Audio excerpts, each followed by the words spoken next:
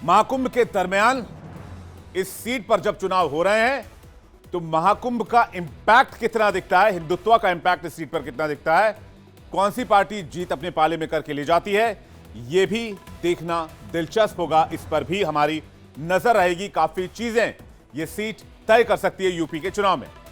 लेकिन एक और बड़ी खबर आपको बता दें, सनातन बोर्ड की मांग को लेकर इस देश में लगातार सवाल उठाए जा रहे हैं, लगातार डिमांड की जा रही है।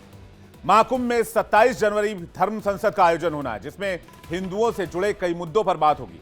सनातन बोर्ड को लेकर भी चर्चा होगी, जिसमें कई बड़े धर्मगुरु इसी महाकुंभ में हिस्सा लेंगे। जो भव्य और दिव्य महाकुंभ इस वक्त आप प्रयाग में देख रहे हैं।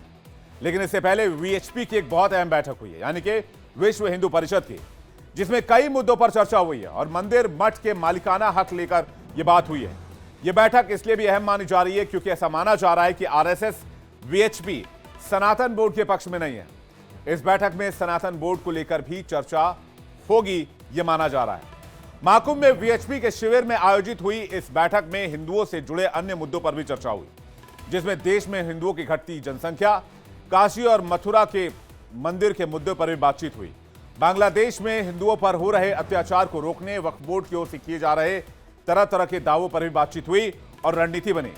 बैठक के बाद वीएचपी ने साफ कहा है कि सरकार लंबे समय तक मठ मंदिरों को अपने अधीन नहीं रख सकती। इसे लेकर एक आंदोलन किया जाएगा। मठ मंदिरों से मिलने वाला पैसा सरकार ले रही है, वो पैसा मंदिरों के काम आना चाहिए, सनातन के काम आना चाहिए। आज हमारे सामने अनेकों चुनौतियां हैं।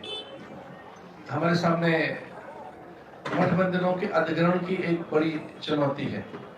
हिंदू मठ मंदिरों का अधिग्रहण राज्य सरकारों ने कर रखा है। राज्य सरकारें लंबे समय तक मंदिरों को नहीं रख सकती।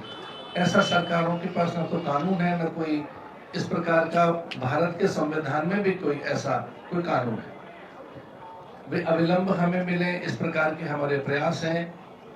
राज्य सरकारों से हम बात कर रहे हैं और हम यहाँ से इस अधिवेशन से हम सक्रिय रूप से मठ मंदिरों के अधिग्रहण के लिए एक आंदोलन करेंगे। वीएचपी नेता बजरंग लाल बांगला ने कहा कि सनातन बोर्ड का स्वरूप क्या होगा, कैसा होगा, कौन उसे बनाएगा, कौन उसमें होगा, ये कुछ अभी पता नहीं है। इसका स्वरूप जब वीएचपी के सामने आएगा तो इस पर चर्चा करेंगे। वीएचपी का मत है कि मंदिरों को सरकारी बंधनों से मुक्ति दिलाया जाना जरूरी है, क्योंकि किसी बोर्ड के जरिए नहीं बल्कि मंदिरों को अपने ट्रस्ट के जरिए संचालित होना चाहिए। वीएचपी के मुताबिक देश भर में सनातन धर्म के अंदर आने वाले विभिन्न पंथ और संप्रदायों के मंदिरों की देखरेख उसी संप्रदाय या मतावलंबी करें। मंदिरों के ट्रस्ट में उसी मतावलंबियों को रखना चाहिए। इसमें पुरुषों के साथ साथ महिलाओं को भी जोड़ा जाए, दलित वर्ग के रिप्रेजेंटेटिव को भी स्थान दिया जाए और मंदिरों के आय व्यय के लिए एक पारदर्शी यानी कि ट्रांसपेरेंट व्यवस्था होनी चाहिए। वहीं विश्व हिंदू परिषद की मार्गदर्शन मंडल की अध्यक्षता कर रहे जूना अखाड़े के आचार्य महामंडलेश्वर स्वामी अवधेशानंद सरस्वती ने वक्फ बोर्ड के मुद्दे पर भी बातचीत की। उन्होंने कहा कि वक्त आ चुका है कि वक्फ बोर्ड को खत्म किया जाना चाहिए। एक बहुत बड़ा विषय है वक्फ बोर्ड का। देखिए, वक्फ बोर्ड एक अतिक्रमण वाली चीज है, ये अवैधानिक है, अनैतिक है और एक प्रकार से ये इसका कोई अस्तित्व ही नहीं है वक्फ बोर्ड का।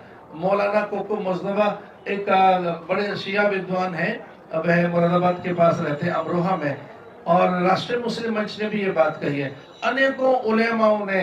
और मैं बड़ा चकित कर देने वाला एक आपके सामने वक्तव्य रख रहा हूँ। लगभग 5 लाख इमामों की एक संस्था, लगभग 5 से 5.5 लाख इमाम जिस संस्था में है, उसके मुखियाएं उमेर इलियासी और उमेर इलियासी इमामों के संगठन के मुखिया है। उनका बयान आया है कि वक्फ बोर्ड एक अनैतिक संस्था है और वह अतिक्रमण के लिए, वह कभी कहती है कि ये प्रयाग हमारा है, वो कहती है कि ये संसद जहाँ है वो हमारी है। विश्व हिंदू परिषद की इस मार्गदर्शक मंडल की बैठक में संत बड़े आक्रोशित दिखाई दिए, वे अधिक आवेशित दिखाई दिए और वे भारत सरकार से ये मांग करते हैं कि वह इस वक्फ बोर्ड के अस्तित्व को निरस्त करे। ये कोई संस्था ऐसी नहीं है जिसका कोई प्रमाण है, वैधानिकता है। और हाँ, भारत के अलावा ये वक्फ बोर्ड न तो पाकिस्तान में है और न बांग्लादेश में है। भारत के अलावा वक्फ बोर्ड किसी मुस्लिम देश में है भी नहीं। हेलो बेटा। मिस्टर विकास के साथ कौन है? बस बेटा थोड़ी देर और, वो मिस्टर विकास की फाइल आप पॉलिसी बाजार। मैम, आपका हेल्थ इंश्योरेंस क्लेम अप्रूव हो गया है। अब आप सर को घर ले जा सकती हैं। क्लेम के टाइम पे हमेशा आपकी हेल्प को तैयार। पॉलिसी बाजार, 1 करोड़ का हेल्थ इंश्योरेंस सिर्फ 390 रुपए महीने से शुरू।